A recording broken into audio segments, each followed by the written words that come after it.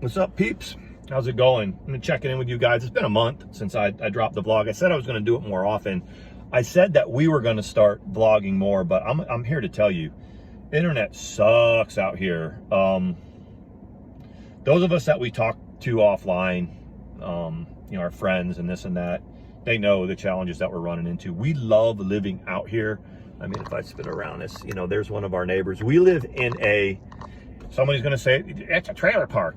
We live in a modular home, sort of like, it's not a subdivision, it's a street that starts the elementary. There's an elementary school back there, and then there's this guy has developed and put 8 modular homes on our street, and they're basically, have you guys seen Mandy's video? I think she has it on Facebook, or I have it on my Facebook, where the wild turkeys were trooping down the street. You get a good idea of what the homes look like. They're basically ranch style. They're like triple wide, and then they go for, I don't know, I'd say, I'm not sure, 60 or 70 feet. So now these things are all well over 2,000 square feet. Ours is 2,400. And we love it out here. We have room. Like I said, the wild turkeys come through every morning. Sometimes you get them, there's like 20 of them. In our yard, we have 2 doe that are in our yard almost every morning, and every once in a while a little spike buck, you know, like a little 2-point buck is with them.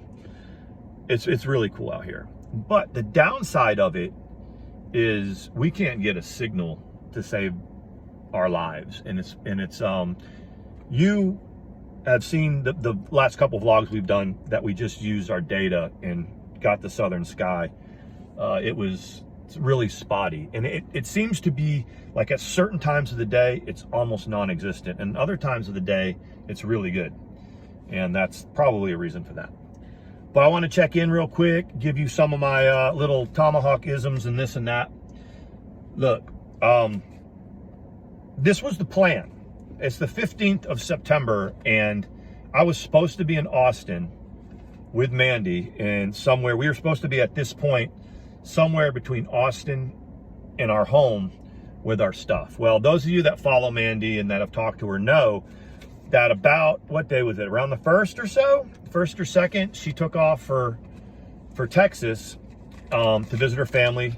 Her son, my stepson's PCSing in the Army, and she wanted to visit and this and that. And then I was going to join them on the 12th, which was last Sunday. I was going to work, take a red eye out, grab our stuff, and bring it back. Well, in the meantime, she just said, you know what, Sean, I'm just going to grab a 20-footer. I'm going to load it up, and I'm going to drive it. And I'll use my son to help load, my dad to help. And I was like, you can't do that. I mean, it hurt me as a man, because that's supposed to be my job, but she said that's what she's going to do, and I'll be daggum if she didn't do it. And she brought everything back. This was last, what is it? It was about the 8th when she got back, or so, last week. And she's like, I don't want to be without you for 2 weeks. I want to get this done. So the end result is in my job, I'm going to tell you a little bit about my job. I was supposed to be on vacation, like I said, fly out on Sunday, this past Sunday, and have all the days off, and then that was going to be 5 days vacation. Well, I didn't need to do that because the truck was here. So this is what my job did. I got a pretty good promotion. And so what they did, I have a job where you build your vacation hours, right? But when you get promoted, and not just promoted from like step 1 to step 2, but into a different job classification. Like first you have temp, then you have part, then you have career, you have all this stuff. You know, it's quite, anyone with a quasi government job knows what I'm talking about. But what they do is they take your, and I had at that time, I think 44 hours is what I got. So in an 8-hour day, that's 5.5 days of vacation. They promoted me, and then they cash out the days for you. You get paid. I got paid for 44 hours at my old pay rate. Therefore, I had no vacation days, and they try to get you. And I had these 5 days, and then hey, we promoted you. Now, when they promoted me into this, they didn't promote, you know, when you get paid by the hour, which I do, you get like some places you get $1, $2. Well, they gave me a big raise per hour, like $6 an hour more. I was already getting paid pretty good, so they slapped that on. And then the other difference is that when I had to work weekends, you know, regulars, we don't work weekends, but I'm going to stay on working weekends, so I'm going to get paid an extra $2 or $3 more an hour doing that. On top of it, anything over 40 hours is time and a half, so you add that on there. I normally hit overtime Wednesday sometime, and then I'm off Saturdays most of the time. But so now Sunday I'm getting paid extra now. That's hours. And then by the time I hit Wednesday, I'm normally over 40 hours. So Thursday and Friday is normally time and a half. Then on holidays, they tack more money on. So say Labor Day, that was the first time I worked at the new rate. So it was a weekend job and it was holiday. So what's going to end up, if I end up working, say, a holiday on a Friday, is going to be my base pay, my overtime, my weekend pay, my holiday pay. Or that would be a Saturday. Friday is not considered a weekend. But Mondays are on a federal holiday. So that is really, really good, because when you start working, you know, overtime, holiday, weekend, say like a Sunday, the beginning of our week is Saturday, so Friday or Saturday. Sometimes if I'm working a holiday Friday, it's taps out at like $60 an hour or something crazy like that. Because once you get on as a regular in these government agencies, you don't work weekends, you don't work holidays. I'll do all of that. And so they'll pay me extra to do it. That's the good thing. The bad thing is that they take all my vacation days away, and they try to come back and go, you don't have any vacation days, you can't. We worked that all out. I gave him Monday and Friday back. So I'm on vacation right now, Tuesday, Wednesday, Thursday, putting this house together. Hope that all made sense. In the meantime, Mandy has developed a really, really good reputation in town for what she does. So well, as a matter of fact, she got solicited for her new job, to interview for her new job, which she went and interviewed for, went through the background checks. I don't want to talk too much about it because she had to sign disclose, you know, what do you call it? The statements, non-disclosure statements. And she's working for a family that, like, on a staff, like they have butlers, they have, you know, maintenance people, they have the pool people, she is in like a driving Miss Daisy type job, where she drives around a 2021 late model SUV and cares for the matriarch of a family in town. Tremendous opportunity for her and for us, and that's all I'll tell you. But it's hours, but she has set hours, so she's on for a set amount, someone else comes on, this and that, and she's in the middle of doing that. Everything I've described to you, our friends that are real close to us already know, but all in all, it's going great for us. But it doesn't leave a whole lot of time to do the YouTube stuff and to hang out. So I wanted to just fill you in with that. It's going really good, but I wanted to reflect on some of the stuff that's going on in the drama. So if you didn't want to hear any of this first part and you just want to hear the drama, we're at 8.5 minutes in the vlog. And so here goes. I hope that we know that from now on, we've been through enough stuff, you know, in the community, around everybody, that the legal system really doesn't care about our YouTube stuff here and there. You've heard my stories. You've heard and you saw what me and Mandy went through. You've seen Seabreeze go into court. You've seen Paula go into court.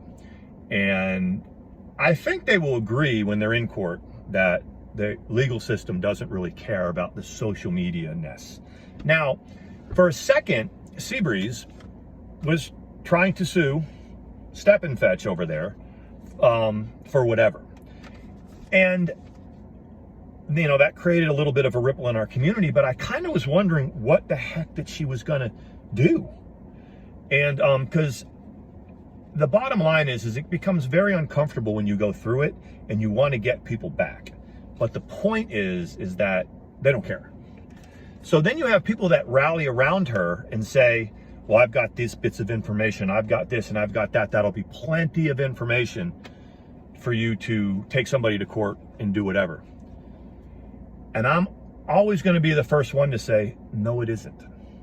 And I think that from now on, I think that maybe we finally realized through all the stuff, all the courtroom stuff that we talk about, through all the, I'm going to sue this person and take this one to court, and this video is going to work, and this is going to, that we finally realized that none of that's ever going to stick, and that our community is ours. The cops, the other agencies, they don't care. We're not big time YouTubers. We're not people that have television shows and syndicated things that they're going to investigate. We're not influencers like that. We're just a bunch of people that mess around with other people and talk about drama and create our own drama. So those tomes and tomes of tape that people have in video and whatever it is, recordings, they don't mean anything legally. They just don't. Okay? So I don't know whatever happened with the case of Seabreeze. It kind of fell off. I'm pretty sure that her attorney, like a bunch of us, you know who you are, that you've been pissed off at somebody or somebody's done you wrong. You go in with an attorney and you say, I want to sue them. I want to take them to court. And the attorney looks at you and says, for what? And then you show your video, you do whatever, you show them this information. And that attorney looks at you and says, this isn't something that the legal system cares about. They do not care about somebody bullying you on the internet or you bullying them or this or that. They just don't. Now, if you have money, a lot of it, preferably because I'm a good lawyer, in this case, the lawyer is saying, I can bring forth some litigation. We can make their life pretty uncomfortable for a little while, and then that'll be the end of it. Right? We've seen it time and time again. How many times have we seen in our community, 4 or 5 times, where somebody's actually got a legal case and we're talking about it and this and that, and they've got video and we're going to do this and my attorney's going to do that. And then after a while, a few months pass and it's over.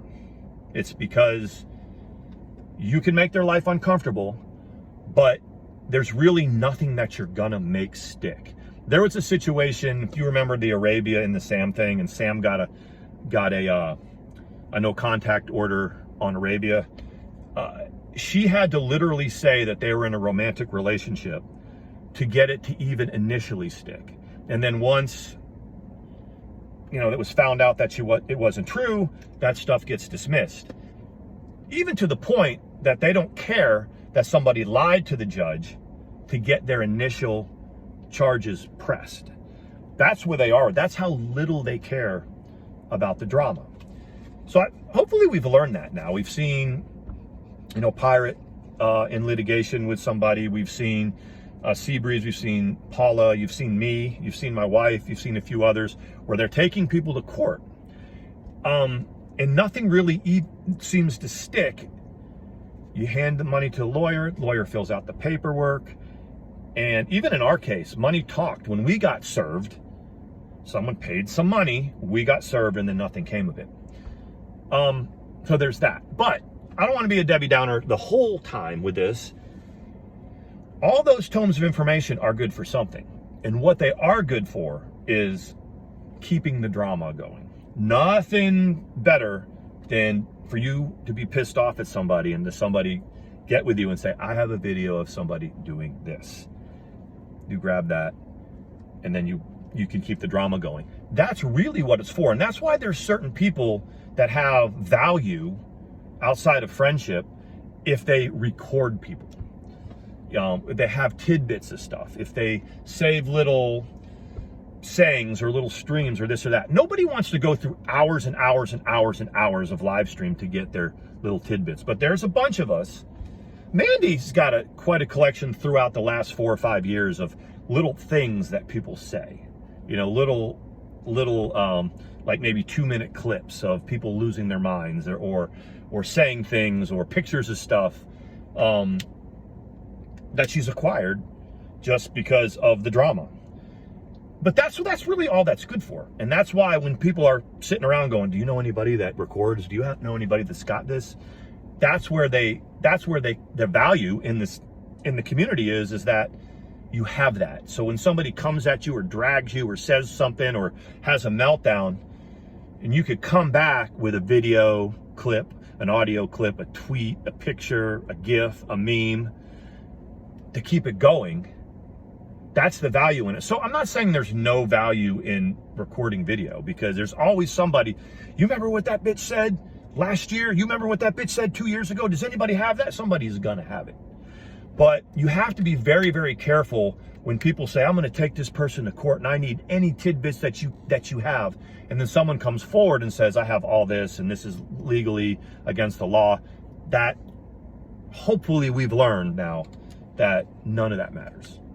You're gonna sit in there, you're gonna drag them old school style, back and forth all day long. Who drags people, who can do it, who can't. That's fun to watch if it's not too bad, but that's really the extent of what video libraries, the value of them are. So that's my first little tidbit of information. The second thing is, oh, I got a doctor's appointment too. The other thing is that if you have something going on that you think could affect your life real time, or someone else's life, or against somebody, don't put it on the internet. I'm gonna give you an example in a minute. If you have something that's happened to you that's been in the internet, don't tip your hand by putting it on blast, or putting it in a video, or calling somebody out, or dragging somebody. If you want to do it for drama's sake, like I said, with videos and stuff, that's fine. I'm going to give you an example. Everybody wants to know what certain people are doing sometimes when they're not on the internet, right? Some of us know what other people are doing. And it's because every once in a while it affects our life. Yes. I'm going to give you a perfect example. Somebody got in contact with me from a television show, asked me if I wanted to come back and do a follow-up. I told them no. That's all that happened. That end of story. I'm saying this right now without going into it, without putting a tweet up, without doing anything else, but saying that's a perfect example. People get mad at me because I don't do more, that I don't say more, but at the end of the day, the legal world doesn't care. But yes, when people are wondering what's going on and why this is happening, why that's happening, somebody knows.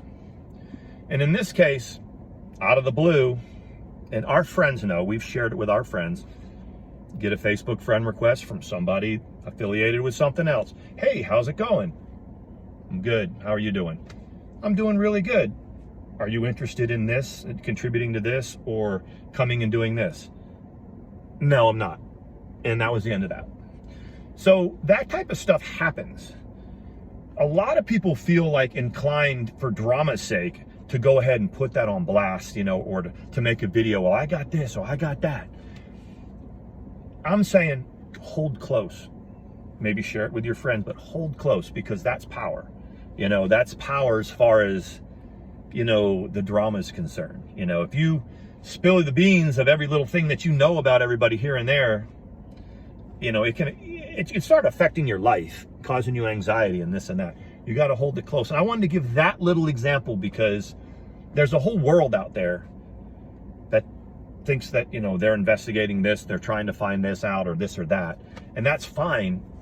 It does me no good or no benefit to get involved in that. I got my own shit that I got to take care of. And my priority is my wife. And right now I have one of my daughters living with us. Other than that, my parents that live in the other town. Other than that, I really have no interest in diving back into that. Now, I understand why people have an interest. I'm just not one of those people. So when stuff like that happens to me, I'm typically not going to tell you. That's not the only thing. I mean, every once in a while, there's residual from certain things so you get a piece of mail, or you get a follow-up here and there. That don't need to be put on blast. You need to do what you need to do to protect you and yours, and that's it. So that's it. What's going on with other people? I don't know, but could be this, could be that.